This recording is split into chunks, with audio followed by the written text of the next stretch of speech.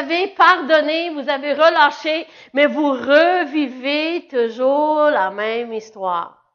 Ah, mais elle, là, je te dis, là, je la vois aujourd'hui, là, est faite. Hein? Ça, c'est un pansement, ça, qui a décollé. Parce qu'on revit toujours la même chose. Quand le cœur a été guéri, on n'en parle plus de ces choses-là. Les choses anciennes sont passées. Toutes choses sont devenues nouvelles. Toutes choses, le cœur aussi. Alors, si on répète toujours les mêmes choses, on revit toujours les mêmes émotions, les mêmes feelings et tout, c'est parce que Dieu n'a pas eu le privilège de guérir le cœur. Dieu veut notre cœur en entier. It's all about love. It's all about love. Puis on dit, Seigneur, je t'aime. Je t'aime, Seigneur, je t'aime. Alléluia, oui, gloire à Dieu. Wow, j'aime le Seigneur. Puis là, on continue à faire des choses comme on faisait avant qu'on soit sauvé. Ça, c'est pas un cœur guéri, ça. Parce que quand Dieu il rentre dans ce cœur-là, il transforme le cœur. Puis une fois qu'il transforme, il guérit le cœur. Puis si on continue à faire des choses comme on faisait avant qu'on ait connu Christ, c'est parce qu'il y a un problème. Ou le cœur est encore brisé, ou le cœur est dur comme ça, ou le cœur, il y a des pansements, puis on essaye de vivre notre vie chrétienne, mais on vit les choses du monde aussi. Dieu, il veut notre cœur en entier, pas brisé comme ça, en entier, le cœur qui est guéri. It's all about love. Pourquoi? Parce que Dieu est amour. Ça dit dans Matthieu 22, 37 et 39. Jésus lui répondit, il dit, c'est quoi les commandements? Jésus, il répond, tu aimeras le Seigneur, ton Dieu, premier point, de tout ton cœur. Oups. Comment je vais faire ça? Si mon cœur est brisé, si mon cœur est dur, si mon cœur a plus de pansements, comment je vais l'aimer avec tout mon cœur? C'est pour ça que dans ces jours ici, on voit des gens qui viennent à l'église, ils viennent pas à l'église, ils viennent à l'église, ils viennent pas à l'église, ils lisent la parole, ils vont dans le monde, ils lisent la parole. Ça marche pas, ça. You know why? Parce que ton cœur est pas guéri. Ton cœur il est pas en entier. Quand ton cœur est en entier, quand il est guéri, quand il est tout à Dieu, tu vas rester dans le royaume et tu vas servir le Seigneur. Parce qu'il veut tout ton cœur. Il veut que tu l'aimes avec tout ton cœur, ton âme, tes pensées. C'est le premier, le plus grand commandement. Why? Because it's all about love. Dieu a tant aimé le monde qu'il a donné son Fils unique. Il a tant aimé le monde. It's all about love. Le plus grand commandement. Et voici le second, qui lui est semblable. Tu aimeras ton prochain comme toi-même. Pourquoi qu'on n'aime pas notre prochain? On s'aime pas, merci. Hein? On s'aime pas. On n'aime pas la façon qu'on est, nos réactions. On n'aime pas qu'est-ce qu'on a de l'air dans le miroir. On n'aime pas ci, on n'aime pas ça. On n'aime pas. Mais Dieu, il dit, Jésus, il dit, il y a deux choses seulement à faire. Juste deux. Aime Dieu de tout ton cœur, ton âme et tes pensées. Ça veut dire que everything that is inside of you, tout ce qui est en toi, aime Dieu comme ça. Et aime ton prochain comme tu t'aimes toi-même. Quand tu aimes, tu es en train de vivre le verset 38 et le verset 37. Mais si on a le cœur brisé en morceaux, si notre cœur est dur à cause que les hommes nous ont fait du mal, les femmes nous ont brisé le cœur, on ne peut pas aimer de façon adéquate comment Dieu s'attend qu'on l'aime. De tout notre cœur. Wow! Et si notre cœur il a de l'air de ça, ou ça, tout brisé, comment qu'on va l'aimer de cette façon-là?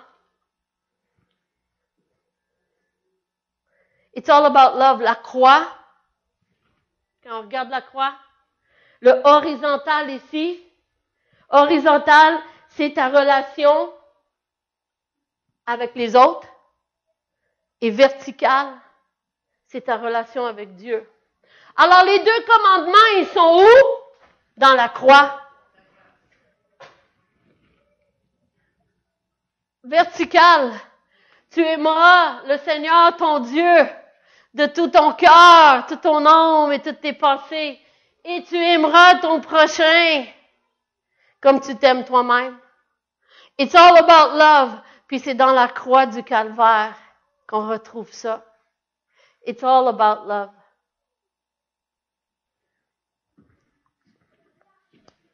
Ben, can I see the next picture with the love on fire? Dieu veut qu'on ait un cœur comme ça, en feu, plein d'amour, que quand tu vas à côté des autres, ils vont ressentir cet amour-là. It's like they're going to catch on fire. Il y a une chanson qui disait, je sais pas des années, en tout cas, quand je suis venue au Seigneur, là, la chanson se dit en anglais, I wish somebody's soul would catch on fire. Wow. Somebody catch on fire. Sois allumé avec ce feu-là, ce feu d'amour. Pour que quand on passe à côté des autres, je m'excuse là, mais si on allume le feu ici, en quelque part sur le tapis, je sais pas, là-dessus, les autres choses à côté, ils vont pogner en feu, oui? Yeah. Et nous, comme chrétiens, on devrait être comme ça, que quand on passe, les autres, ils pognent en feu. Pourquoi? Parce que notre cœur a été guéri, puis il est rempli de Dieu. Il est rempli de ce feu de Dieu. Amen? L'amour est tellement important pour Dieu que ça se résume en 2 commandements. Point. L'amour est tellement important pour Dieu que ça se résume en 2 commandements. Facile, la vie chrétienne. Quand tu fais ces deux-là, si on regarde les 10 commandements de l'Ancien Testament, tu ne vas pas aller tuer ton frère, non? C'est ça? Quand on fait ces 2 commandements-là, tu ne vas pas aller convoiter la femme de ton voisin. Hein? Non. Quand? C'est ça. On ne va pas compter des mensonges. On ne va pas avoir d'autres dieux, des idoles. On va avoir Dieu lui-même en premier. Parce que on vit ces 2 commandements-là. Le dernier, le Seigneur, il dit dans Jérémie 29, Jérémie 29, « Car moi, je connais les projets que j'ai conçus en votre faveur, déclare l'Éternel. Ce sont des projets de bonheur et non de malheur, afin de vous assurer un avenir plein d'espérance. » On peut faire 100% confiance à Dieu, qui va garder notre cœur dans ses mains. Il ne va pas nous trahir, il ne va pas nous laisser ni nous abandonner. If we could look at the last picture. C'est ça que Dieu veut. Un cœur guéri. Et il le tient précieusement dans ses mains. Rempli d'amour. Je vais te protéger. Quand Dieu guérit, je vais te dire en anglais, je l'avais écrit la note en anglais. When God heals your broken heart, it empowers you to live your God-given destiny. Quand Dieu guérit ton cœur blessé, ça te donne le pouvoir, la puissance de vivre ta destinée que lui a tracée pour ta vie.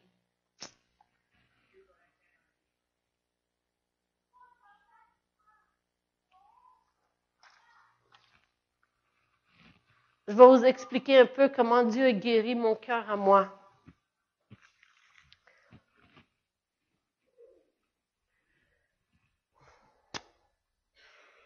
Un soir, j'étais dans mon lit, il y a plusieurs semaines. Il était 2h30 du matin. Je ne dormais pas. Puis là, le Seigneur, il me dit, Saint-Esprit me dit, je veux guérir ton cœur. Hein? Comment ça? Je ne comprends pas. Oui, il y a des places où est-ce que tu n'as pas été guéri encore. Ah, voyons donc. Des places où est-ce que j'ai pas été guéri, ça se peut pas. J'ai pardonné, Seigneur. J'ai relâché tous ceux qui m'ont blessé, trahi, parlé en mal de moi, dit des mensonges, qui ont fait ci, puis ça, et ci, puis ça.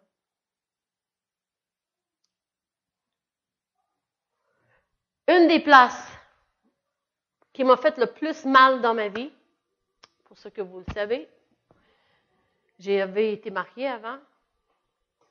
Et mon fils Benoît est venu de ce mariage-là. Et ce soir-là, quand j'étais dans le lit, ça avait été vraiment...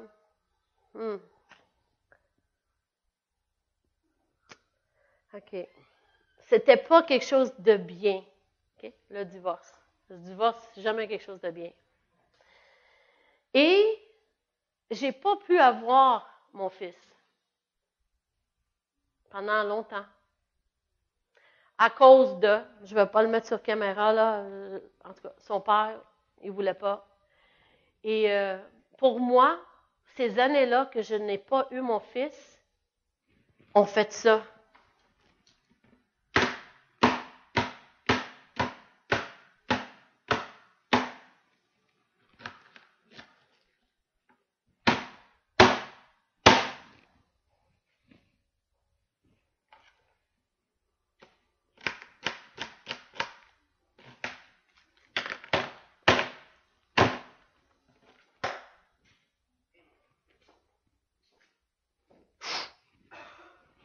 A mama's heart.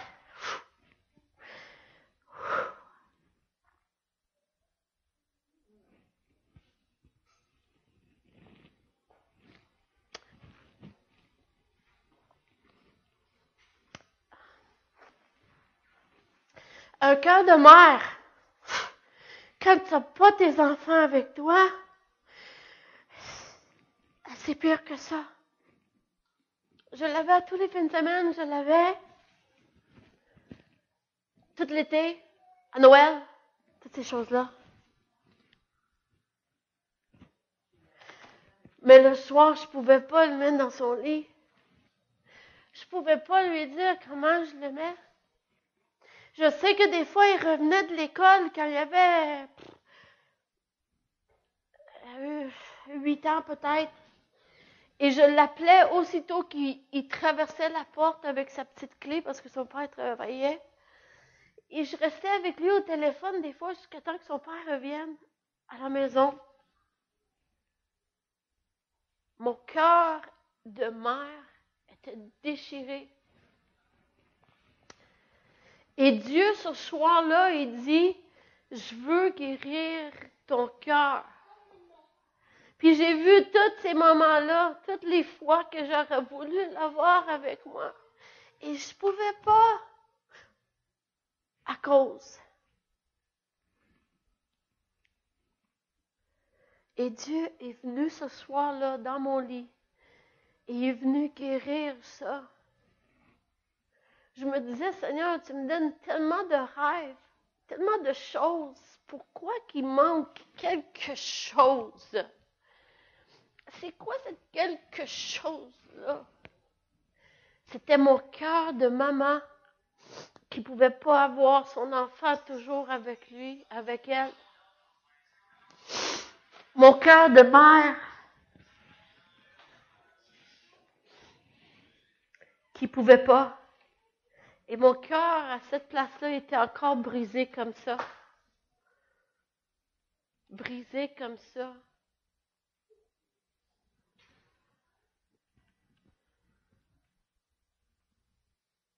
Être une mère pour moi, c'est un des plus grands appels.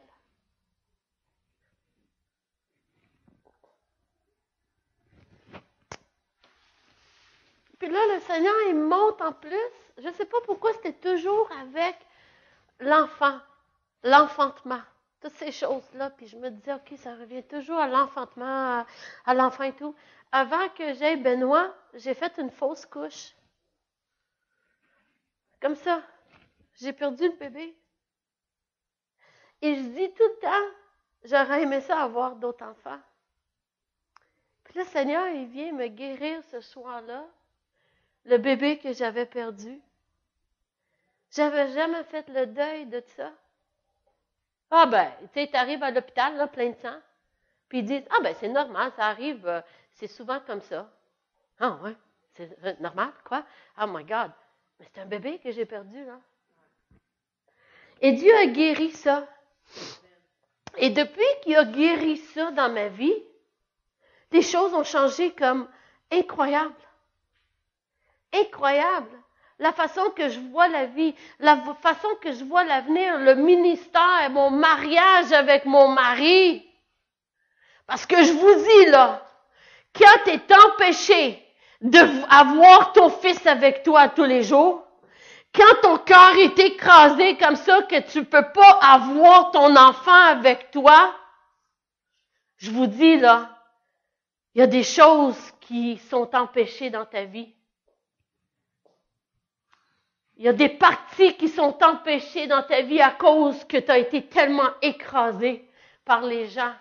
Tellement de peur que si tu essayes de prendre cet enfant-là, X, Y, Z va t'arriver.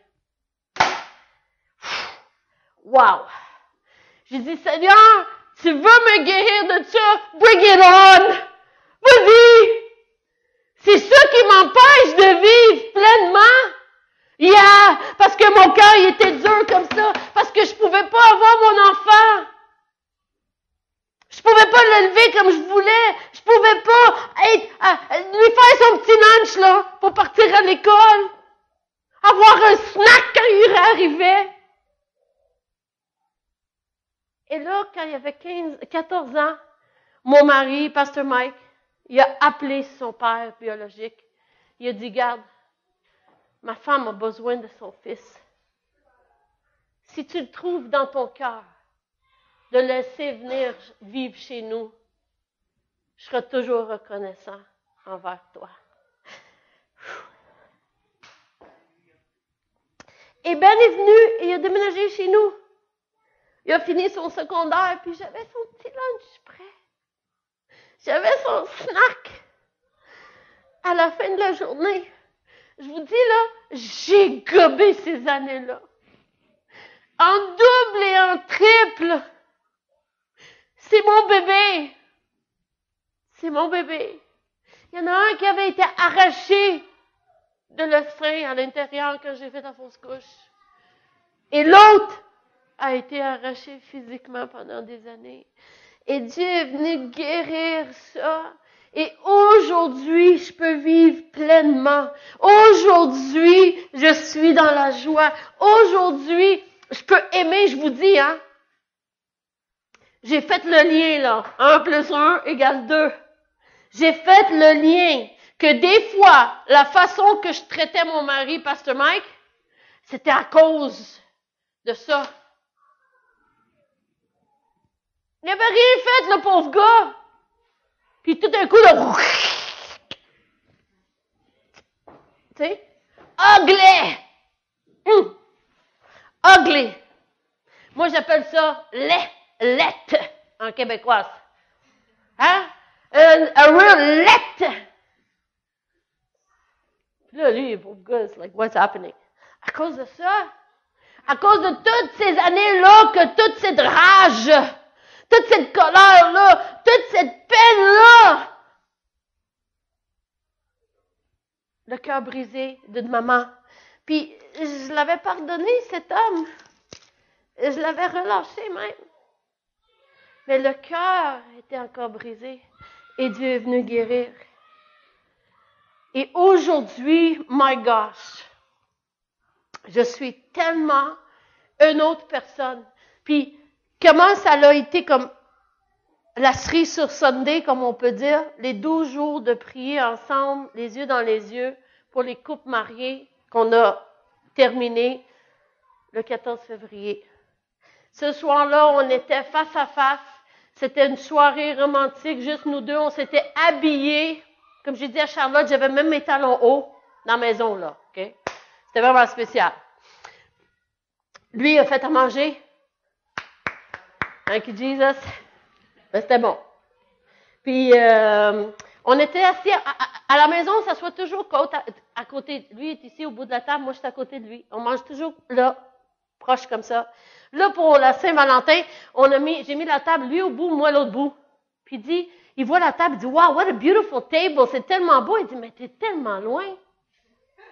Tu sais, quand ça fait 15 ans là, que tu manges côte à côte, hein? Je dis, en tout cas, c'est spécial ce soir. Alors, lui est habillé tout en habit, avec le parfum que j'aime sur lui et tout. En tout cas, c'était vraiment beau. Puis là, on commence à parler et tout et tout. Puis là, je commence à parler de notre mariage. Puis j'ai dit, y a-t-il de quoi que je peux changer dans notre mariage pour améliorer notre mariage? On se demande des questions comme ça. Au début, là, on voulait faire ça. Mais là, comme on a pris de la sagesse, puis si l'autre te dit quelque chose, on est assez mature pour le prendre, OK? Puis là, il dit non, il goes, you know what? I think you're perfect. Hein? Moi? Yeah. Il dit, je suis tellement bénie d'avoir une femme comme toi. Puis là, je commence à pleurer. Mais pleurer et pleurer et pleurer. Puis je commence à lui dire, et c'est là que, ce soir-là, il y a quelque chose, une fondation qui a été établie. Où est-ce que j'ai fait ça? Wow! Je peux faire confiance à Dieu que cet homme-là ne va pas me blesser comme d'autres ont fait. Après 15 ans de mariage, là, c'est toute une révélation. Je peux faire confiance que lui entend Dieu lui parler. I could just drop it. Parce que quand tu as le cœur brisé, tu as été fait toutes sortes de choses contre toi et tout, tu développes une résistance. Tu développes une carapace autour de toi où est-ce que tu dis, moi je suis capable. Je n'ai pas besoin d'aide de personne. Thank you very much. Et Dieu, c'est pas ça qu'il veut. Il veut être le premier dans nos vies. Alors je sais que ce matin, il y en a qui ont le cœur brisé, ou le cœur dur, ou le cœur avec des pansements dessus. Dieu, il veut qu'on ait le cœur rempli de feu, rempli d'amour, et qu'on puisse l'aimer avec tout notre cœur. Qu'est-ce qu'on va faire? Là, il est 12:05. C'est que Mathieu va mettre une musique, et j'aimerais vraiment que chacun de vous puissiez vivre cette guérison de cœur. Parce qu'entendre une prêche juste pour entendre une prêche, pas bon ça. Ça fait rien. Mais quand tu laisses Dieu agir, ça va faire tout un changement. Ça va faire tout un changement. Tu viens de prendre ce micro ici. Pourquoi? Vous me voyez souvent, hein? J'ai des t-shirts Love, comme aujourd'hui. J'ai des bracelets Love, because it's all about love. Et j'ai toujours été quelqu'un qui aimait. Mais depuis cette guérison-là, c'est encore plus wow. C'est encore plus, je me réveille le matin, je veux aller faire mes exercices. Je me réveille le matin, je prie, je lis ma parole. Je me réveille le matin, puis je dis, Seigneur, OK, c'est quoi aujourd'hui qu'on doit faire? Je me réveille le matin, puis je rêve des rêves grands. Je suis en train de préparer quelque chose là pour des conférences de femmes, je vous dis là, wow, it's gonna blow us away au Québec. C'est vraiment quelque chose, puis Dieu me donne ça, puis je l'écris, puis je dis, Seigneur, on va faire ça!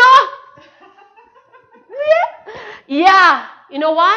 Because your heart is healed. Quand ton cœur est guéri, man, passe-toi de là, je passe. Come on! Il n'y a plus de contrôle. Il tient même plus un morceau. Il n'y a plus de pansement. Il a été guéri. Il est plein. Il est neuf. Un cœur de chair en place d'un cœur de pierre comme ça. Pourquoi? À cause que Dieu a guéri le cœur de cette maman. Ici. Et peut-être ça a été un deuil. Peut-être quelqu'un vous a laissé. Peut-être quelqu'un est mort. Puis ça l'a fait vraiment quelque chose dans ta vie. C'est ça que j'ai dit. Peut-être que le père n'était pas là. Peut-être que votre mère n'a pas été là.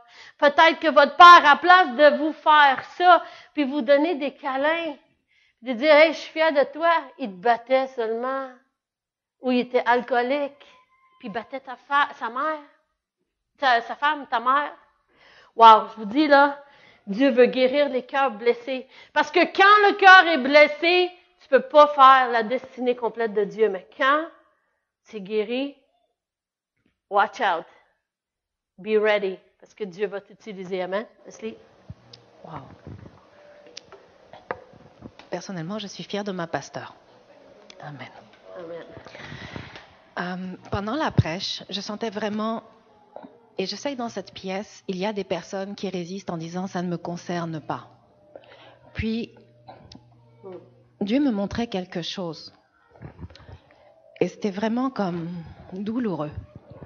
J'aimerais que vous preniez en considération que si vous pensez que ça ne vous touche pas, j'aimerais que vous arrêtiez de penser à vous et que vous pensiez à votre avenir, à vos enfants, à votre mari ou à votre épouse. Et je sais qu'il y a des cœurs qui disent, présentement, ça ne me touche pas. Et vous savez quoi? J'entends vos cœurs. Parce que je suis très, très sensible à la douleur des autres. Quand j'étais petite, mes parents ont divorcé, j'avais 7 ans. Puis je sais que ma mère regarde. Et c'était pas un bon divorce. J'ai été abusée à 7 ans aussi. Mon père a été assassiné, j'avais 11 ans. Il avait 34 ans. Et ça a été dur. Et dans ma tête, j'ai fait le rapprochement que quand tu aimes,